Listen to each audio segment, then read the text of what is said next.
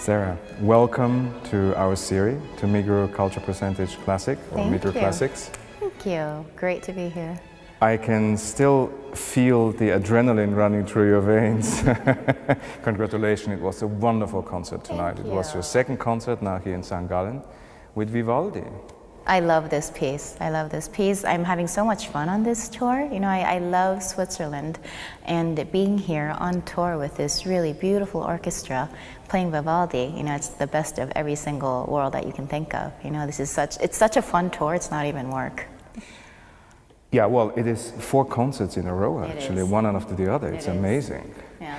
But why do you think that a piece which is now nearly 300 years old, it's been written 287 years back, it's still so popular, modern, and exciting?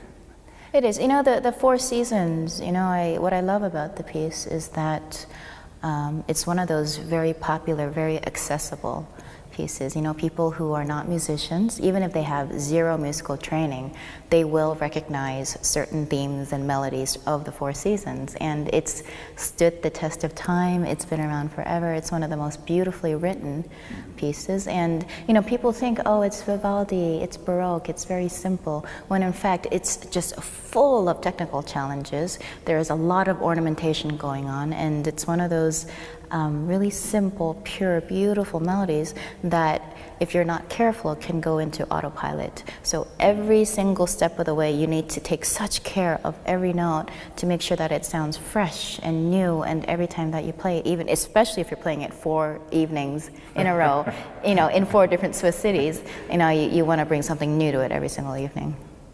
How do you motivate yourself? I mean, you have many concerts, I guess, something like probably over 100 per year. Yes, I do over 100 a year. And how do you motivate yourself each time to maybe look at the piece in a different way and play it, of course, in a different way?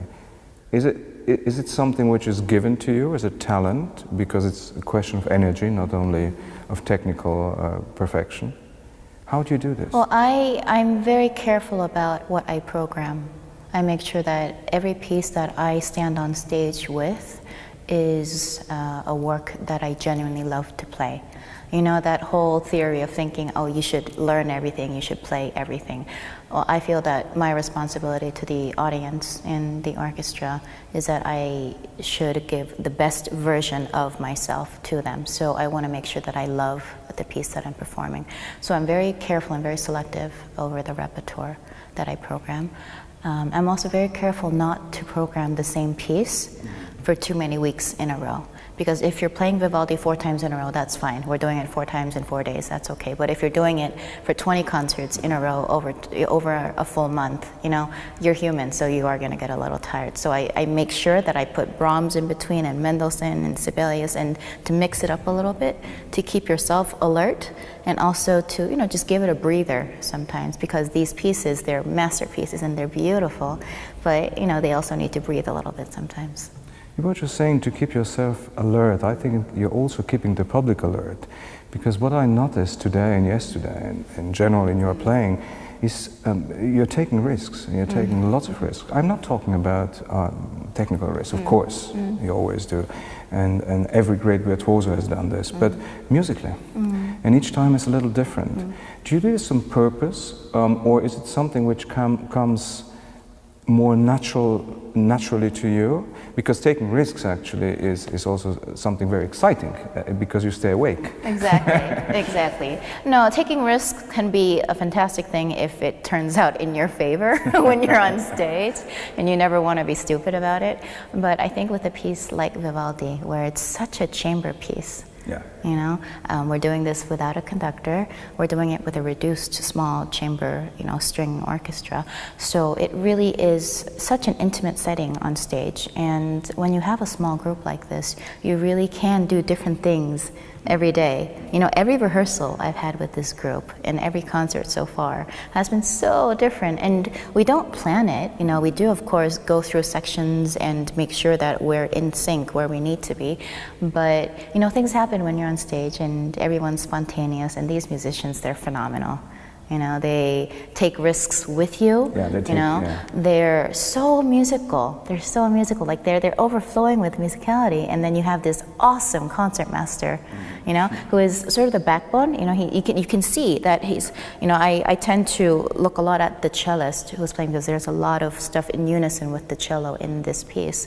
But I can feel the concertmaster's eyes on me and on my bow, and I don't have to worry at all because I trust him completely. And that sort of trust usually comes with a lifetime and years and years and years of playing with the group. Now, this is my first time with the group, and it's astonishing that they have this incredible ability to just sort of let you relax and take risk and just know that you can trust them completely. Love at first sight.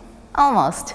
More like second sight. More like second sight. Well, it has something to do with I guess, anyhow, with trust. Yeah, exactly. But I guess that, I mean, you started very early at the age of 3, as I recall. And I guess this question is stupid just to ask, what is music to you? What does music mean to you? Because I think this is your life, basically. It is my life. You know, I can't imagine my life without music. Of course, this is what I do. This is my career. This is a huge part of my life. But even if I were not a professional violinist, I would hope that music would have been some sort of figure in my life. I come from a musical family, so I think it was inevitable that I would become a musician. But, you know, I think music, it has this ability, you know, I'm not going to say it's, you know, those corny lines that everybody uses, you know, it's the one and only universal language, which it is, but I also think that it has this ability to reach into your soul, right? Actually reach in and grab your soul and make you experience what the composer wanted you to experience. Now, if it's a piece, a bubbly, happy piece like the Vivaldi or the Mendelssohn Concerto, that's one thing. If the audience leaves a concert and they're smiling and they want to come back to the next concert, that is fantastic. But then there are pieces like Shostakovich and Prokofiev, and pieces that literally drain every ounce of energy out of you, and it's as if somebody reaches inside your guts and just wrenches out your heart, and you try to give every part of yourself to the audience, and you try to make sure that they feel what you're feeling when they leave the concert hall. And if that means that they're exhausted, if they are emotionally drained from having listened to the Shostakovich Concerto. But content. Exactly, and content. And hopefully, you know, my goal is that even after the concert is over and I've left town, that they will, the next day, you know, still be thinking about, you know, sections of the Shostakovich or of the Prokofiev, and think, you know, there is something really magical about classical music that is really almost intangible. You're saying, thinking about the composers, thinking, of course, about your performance, because a composer would not live without interpreters. We forget sometimes about it. But I think it's probably even more.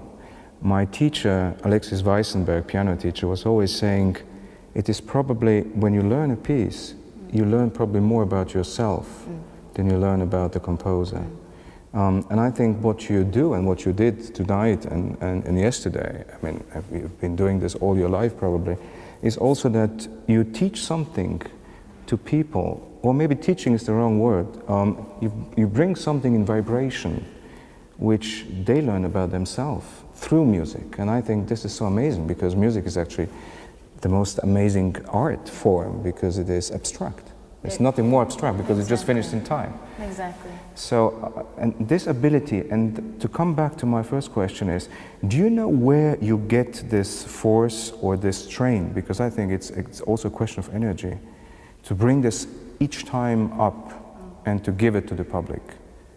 No, I think to be a performer of any kind, you know, you need to have that extra sort of turbo energy, you know, because sometimes you're so jet lagged, you know, you're truly and honestly so jet lagged, and your body is just physically tired. It's just tired, and it's fatigued, and your muscles ache from playing so much. But you get on stage and that just erases itself, you know. You go on stage and I know you're there to serve the music, and this is the coolest job in the entire world because it's not a real job. You know, you go on stage and you make music. You make music, and you do it. Yes, of course, you know the audience is there, but you also do it for yourself. You know, you do it to enrich your soul, and it, in a way, it energizes you. You know, I finish a concert. Of course, you're tired after a concert, but then you're re-energized, and you're ready for the next one. And you know, I would think that you know this profession of being a musician, you know, the performing part is beautiful. You know, I love every single thing about performing. Of course, now being a soloist, that means you need to travel, and every third day you're in a different city, a different country, and you live basically out of airports. You know, you live in airports, you're always on a flight.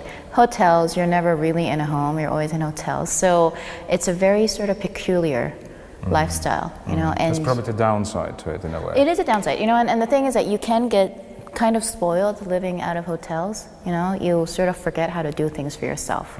You know, in my case, I've been living in hotels my entire life, essentially.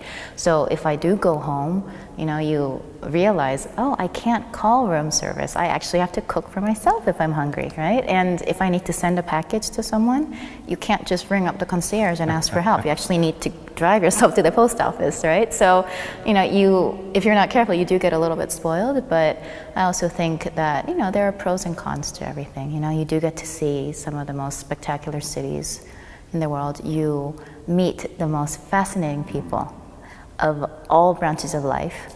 It's an amazing subdued calling card to be a great artist, because you enter any society and you can meet nearly everyone, because you touch people in a different way. Well, you hope that that is what you ultimately end up doing, because after a while, you know, doing concerts, making recordings, you can't always do it for yourself, you know? It becomes a very sort of a small and a very tiny sort of world if you keep on doing recordings and concerts just for yourself. I think a point comes where you realize that the composer is really the reason that you're there.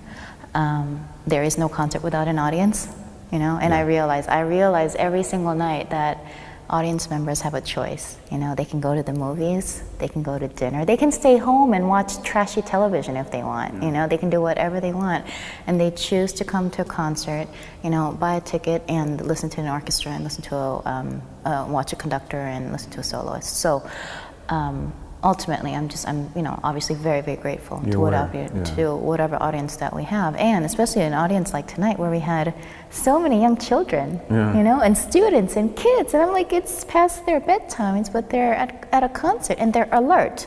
You know, they're in the first row, and I can see that they're focused and alert during the entire 4 seasons. That's like 45 minutes of solid playing. And they're just, their eyes are open, and they're watching all the different instruments when they're playing. And it gives me such encouragement to see that there's an audience like that for younger children. It brings me back, it just crosses my mind, I read somewhere, I don't know if it is true, that you're doing paragliding. Yes, I do. And I think you like fast cars too. Is this the other part, sort of keeping the adrenaline high? You know what, I think part of it is that, you know, and you're the same, I'm sure, anyone who's on stage, anyone who is a performer, we like excitement. You know, we love that. Become junkies. You know, as you said, that adrenaline rush. And the thing is that there are times when, if you're not on stage, you want to go home and you want to relax and you want to just, you know, watch TV and just do nothing. But that gets really boring very, very quickly. You know, and you know, you can only go to so many movies, you can only go to so many restaurants, so then you start looking for different things. And for me, you know, I love water sports, I love jet skiing, I love surfing, I love paragliding, and I love going out and doing things. And I have a fantastic younger brother who's even more nuts than I am, you know, and he loves all that stuff. So, you know, we have so much fun doing, you know, doing stuff like that as a family. And then my friends, you know, I have the craziest friends in the world, so they're amazing. So no, life is fun, you know, tomorrow's not guaranteed, right? So yeah, I like to have fun. Well, we had great fun. Oh, thank you. And we enjoyed your playing so much, and I wish you all the best. Thank great you very successes. much. And hopefully you'll come back very soon with our series. Thank you very much. I would love that. I would love that. Thank you very much.